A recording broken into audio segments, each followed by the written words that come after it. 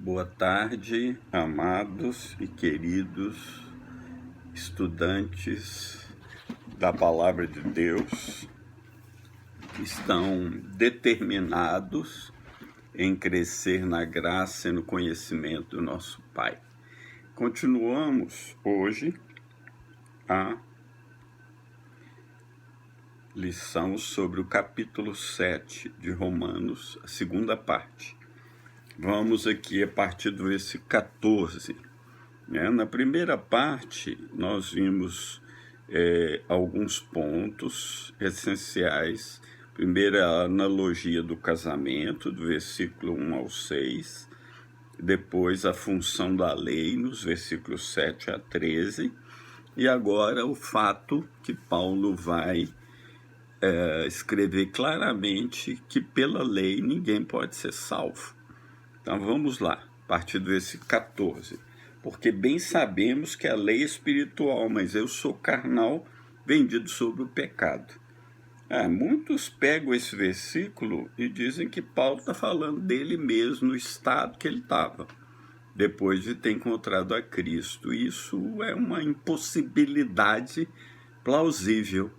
Porque se no capítulo 6 ele disse que o pecado não terá domínio sobre vós, como ele diz agora que ele é carnal, vendido sob o pecado? Além de tudo, no capítulo 8, ele vai dizer que quem está na carne não pode agradar a Deus. Então, o Paulo aqui está se identificando com um homem que está tentando viver sob o domínio e sobre a bota da lei.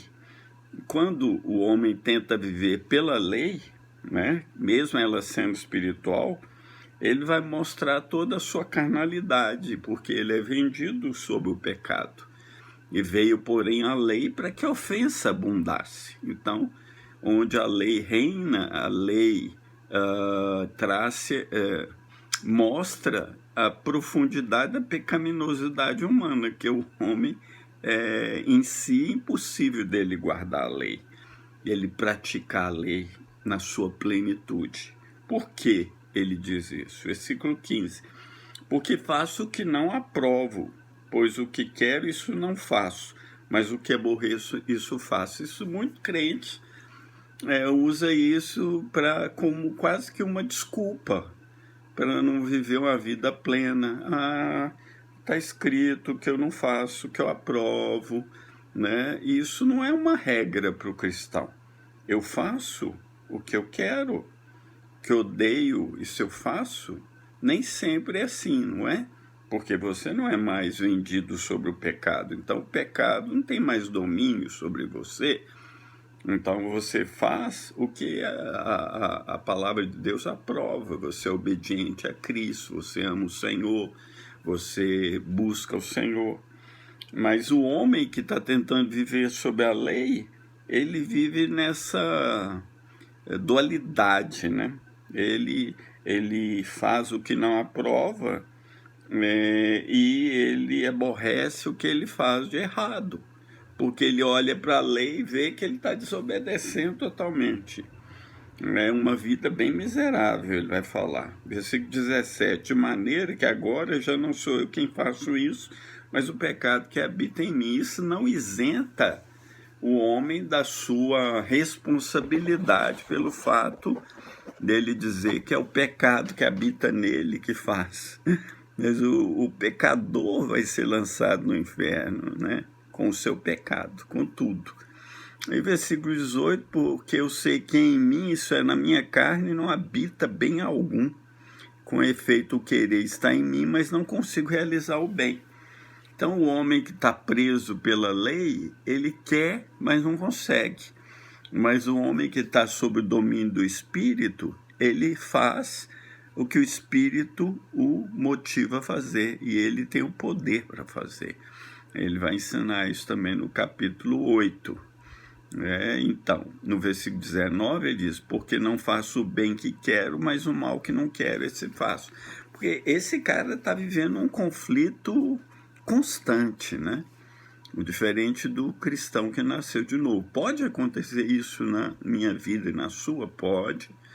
a gente não fazer o bem que a gente quer e fazer o mal que a gente não quer, mas isso não é a regra de vida, ok? Versículo 20, ora, se eu faço o que não quero, já não faço eu, mas o pecado que habita em mim. De novo, não tem como separar o pecado do pecador. Quer dizer, por quê? Paulo vivia esse conflito, né? Se Paulo não, aquele homem debaixo da bota da lei, é que ele está se identificando como aquele homem, né? O conflito era, né? O pecado que habitava nele o levava a fazer tudo que ele não queria. Aí ele diz que acha, versículo 21, acho então essa lei em mim, que quando quero fazer o bem, o mal está comigo. Então, isso, de novo, o cristão regenerado, nascido de novo, o mal não está mais com ele, né? Satanás não está mais reinando sobre a vida dele. João vai dizer que o maligno não lhe toca. Então, e quando ele quer fazer o bem, ele faz. Jesus falou sobre os pobres sempre vocês vão tê-los, e vocês farão bem a eles quando vocês quiserem. Então, essa história que o mal está comigo, não consigo fazer, ou essa desculpa do tipo, a carne é fraca, né? Isso é realmente uma desculpa para não realizar aquilo que Deus chamou para realizar, ok? Porque o que Paulo está dizendo, segundo o homem interior tem prazer na lei de Deus. Quer dizer, de novo, o homem que está vivendo sobre a bota da lei, e ele vê a perfeição da lei, ele quer agradar a Deus, ele tem prazer na lei de Deus, mas ele está amarrado. Porque ele vejo nos meus membros, versículo 23, outra lei que batalha contra a lei do meu entendimento. Quer dizer, aqui na cabeça ele vê que a lei é boa, é perfeita, é espiritual, ele quer obedecer, então está aqui no entendimento, mas ele está preso pela lei do pecado, que ele diz, eu estou preso pela lei do pecado que está nos meus membros. Então o pecado está reinando na vida desse cara, né? E ele diz, miserável homem que sou, quem me livrará do corpo dessa morte? Então ele clama um socorro, porque estando sob o domínio da lei, ele vê a impossibilidade de agradar a Deus. Então ele precisa ser livre, ele está completamente preso em grilhões do pecado. Aí ele vai olhar para a saída. Dou graças a Deus por Jesus Cristo, nosso Senhor. Assim que eu mesmo, com entendimento, sirvo a lei de Deus, mas com a carne, a lei do pecado. Então, o que ele está mostrando? Que é impossível você viver na carne, ou viver debaixo da lei, como ele disse antes, debaixo da lei. É impossível viver debaixo da lei e agradar a Deus. É impossível viver debaixo da lei e viver uma vida santa. É impossível viver debaixo da lei e ter a transformação do Espírito Santo. Esse homem não experimentou a transformação do Espírito de glória em glória. Ele não foi crucificado com Cristo, como Paulo diz em Gálatas 2:20. Já não sou eu mais quem vive, mas Cristo vive em mim. Esse viver que agora vive pela fé. Esse homem não está vivendo pela fé. Não é um filho de Deus que clama, Abba, Pai. Não é um filho de Deus que clama por libertação de algum pecado específico. Não, esse homem ele está todo preso nos grilhões do pecado, porque ele está num processo que ele ainda não foi liberto da velha natureza. Esse texto de Paulo usa um presente dramático. Por isso que Paulo fala, miserável homem que eu sou sou vendido sobre o pecado, porque ele está querendo provar que pela lei o homem não pode ser livre. Agora, Paulo, em outro texto, ele fala para os irmãos para que sejam seus imitadores. Em outro texto, ele diz que ele está pronto a morrer, que o morrer é ganho. Em outro texto, ele diz que está prosseguindo para o alvo do prêmio da soberana vocação em Deus. Em outros textos tão claros, 1 João, 2 Pedro, falam que pessoas regeneradas não vivem pecando. Pedro diz que nós temos a natureza divina. Olha o que João falou. Vamos ler aqui, 1 João 3,9. 1 João 3,9. Qualquer que é nascido de Deus não permanece em pecado, ou não permanece pecando. A sua semente permanece nele, não pode pecar porque é nascido de Deus. Então, como que o crente vai dizer, eu estou vendido sobre o pecado? É uma impossibilidade. 1 João 5 ainda, ele fala também, né? Deixa eu ver qual o versículo aqui. 1 João 5, versículo 18. Vamos ver aqui que João fala. Se o mundo vos odeia, sabei... Não, é 1 João, não é João. 1 João, pulou aqui de livro. 5:18. Ele diz o seguinte: sabemos que todo aquele que é nascido de Deus não peca, mas o que de Deus é gerado conserva-se a si mesmo e o maligno não lhe toca. É claro que o João não está dizendo que o crente não peca, mas o texto aqui do grego não, seria melhor ter escrito talvez não vive pecando, ou não vive no pecado, ou não está debaixo do pecado, nem debaixo da lei, como Paulo já tinha dito para nós. Então, qualquer tentativa de pegar o texto de Romanos 7, que nós acabamos de ler, do 14 até o 25, e dizer que é Paulo, é uma completa loucura, né? Porque ele seria totalmente incoerente no que ele já escreveu antes, né? E no que ele irá escrever depois, inclusive na sequência do próprio capítulo, quando ele vai entrar no capítulo 8, né, que na verdade, né, como eu já disse para vocês, muitas vezes a Bíblia não foi escrita em capítulos e versículos. Então, na verdade, esse contexto que Paulo está falando, ele vai até o versículo 4 do capítulo 8. E quando ele começa o versículo 1, ele vai dizer, portanto, agora nenhuma condenação há para os que estão em Cristo Jesus, que não andam segundo a carne, mas segundo o Espírito.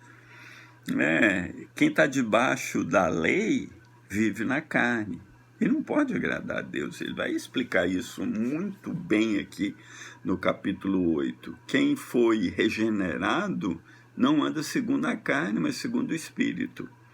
Então, em resumo, voltando ao capítulo 7, que a gente leu até agora, né? Então, em resumo, né, esse cara que Paulo está descrevendo, né, desde o versículo 14, a lei espiritual, eu sou carnal, né, está claramente descrevendo um homem que está provavelmente no processo de conversão, e ele enxerga a lei e vê a lei como um estorvo, porque ele não vai conseguir praticar a lei.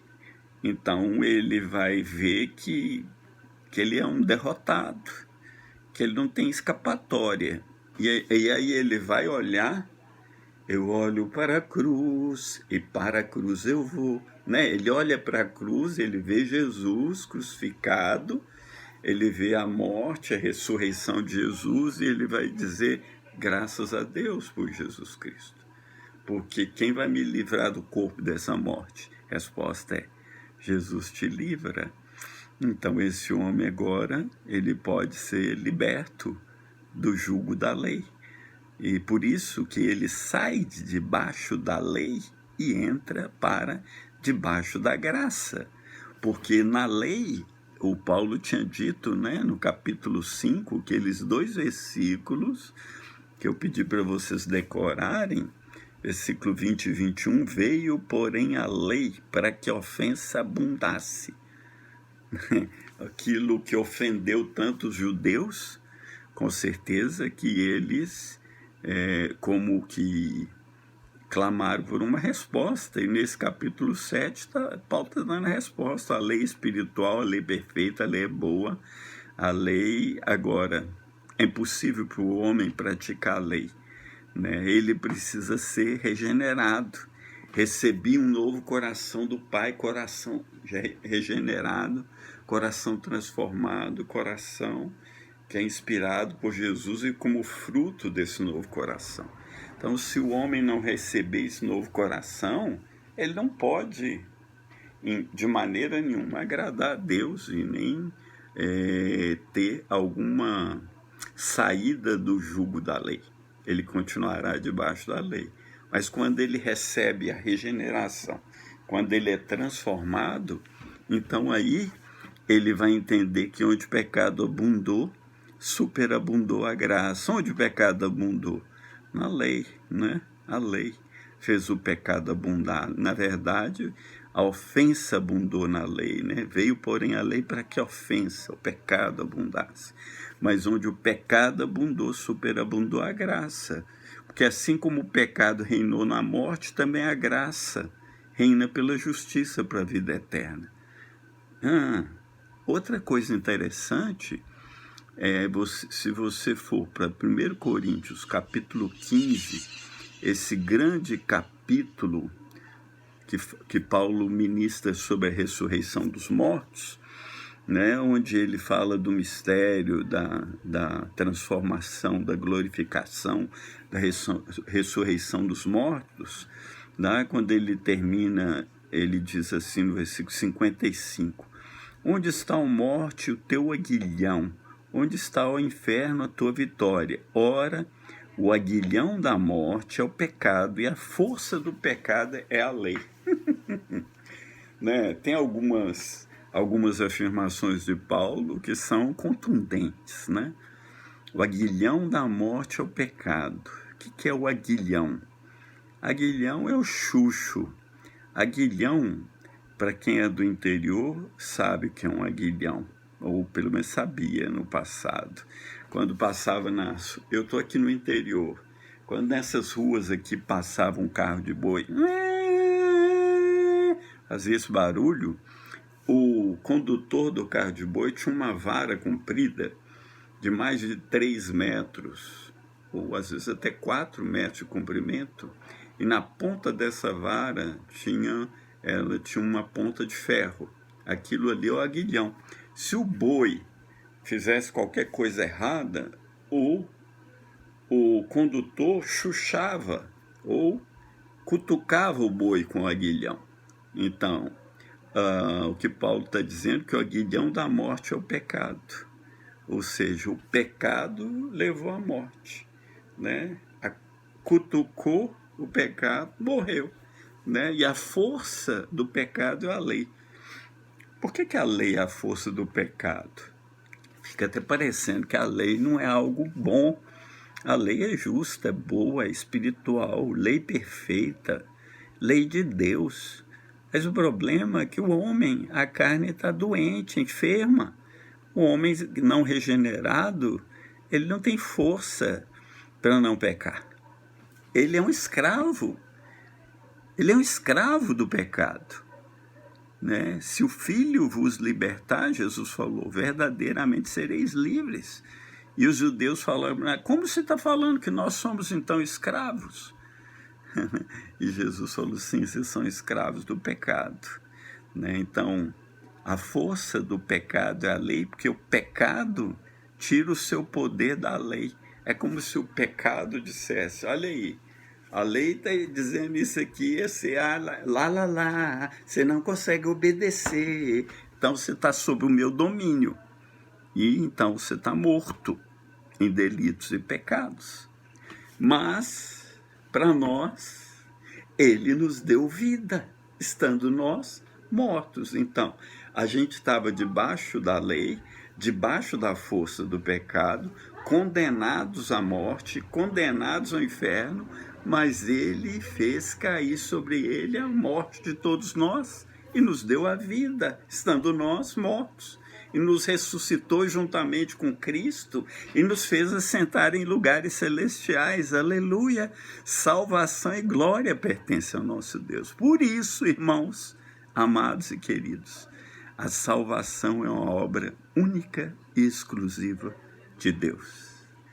Você e eu não entramos com nada na salvação. E isso anula todo orgulho humano, nos faz nos humilhar debaixo da poderosa mão de Deus. Tendo dito isso, termino aqui.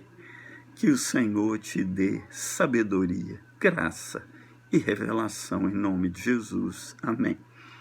Vale aqui uma pequena observação sobre as resenhas, porque muitos foram assim tão maravilhosos, humildes, né? Querer saber todos os detalhes sobre as resenhas e, como eu disse para um, eu corrigi tanto trabalho nesses dias. Eu nunca trabalhei tanto como esses dias aqui de quarentena. Todos os dias, preparando mensagem, fazendo lives. Eu faço live todo dia às 8 da noite, exceto no domingo. Estou falando sobre esperança. Falei semana passada sobre 1 Tessalonicenses, ensinei a carta toda, e essa semana vou entrar na segunda carta. A esperança continua, a esperança está em alta, né? Então, com isso, eu não tenho como detalhar tudo que vocês fizeram nas resenhas. Eu precisava ter todas no papel, marcar o que eu julguei que não estava legal, que não estava claro. Eu li, entendi, marquei, avaliei, dei nota por comparação às melhores. Alguns tiraram 10 em alguma, outros 9. Talvez a nota mais baixa que eu tenha dado numa resenha tenha sido 7. Não é tão mal, né? Mas olha, para fazer uma boa resenha, eu indiquei lá no nosso grupo de exegese algum material que você pode ler. Você pega, por exemplo, esse capítulo 7, que eu terminei agora. Ouve atentamente as duas ministrações. Faça um resumo daquilo que você entendeu. Depois que você fizer um resumo das duas, junta tudo, olha e escreve o que você entendeu como ideia central. Não viaja muito por outros mares dantes nunca navegados, como diz Camões. Fica no texto, fica ali em Romanos, fica no que foi ensinado, e mais os textos adjacentes ou paralelos. Não vai para onde você ainda não pisou, porque às vezes querendo ir adiante, você comete erros. Pega a ideia central e põe no papel. E depois que você escrever, leia, releia, porque tem havido muitos erros de português, alguns até grosseiros. Releia, pontuação. Se você não é tão bom para escrever, pede alguém perto de você que leia. Olha, o que você achou disso aqui? Aí a pessoa vai ler, vai dizer, olha, isso aqui eu não entendi, o que você quis dizer com isso? Aí você vai lá e reescreve aquilo, ok? O Senhor te abençoe. Vamos perseguir essa vitória em nome de Jesus. Fica na paz. Amém.